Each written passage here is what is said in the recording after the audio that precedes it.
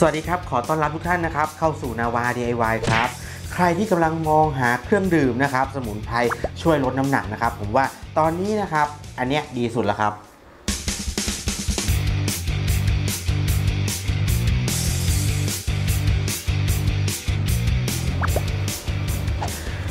ขิงนั่นเองครับวันนี้นะครับผมเราจะมาทำเครื่องดื่มสมุนไพรที่ช่วยสลายไขมันช่วยลดน้ำหนักกันนะครับเดี๋ยวเราไปดูวิธีการกันเลยครับ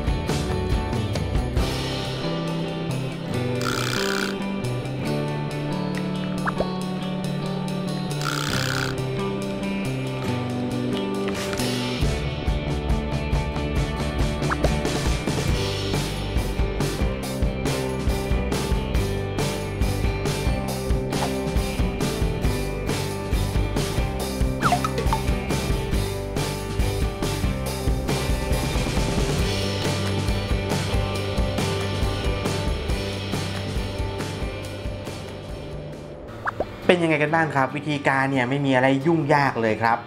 ขิงนะครับมีสรรพคุณมากมายนะครับเช่นช่วยในการบำรุงหัวใจช่วยขับลมและที่สำคัญนะครับช่วยเผาผลาญไขมันในร่างกายครับถ้าท่านกำลังมองหาเครื่องดื่มสมุนไพรนะครับที่เราสามารถทำเองได้มีความปลอดภัย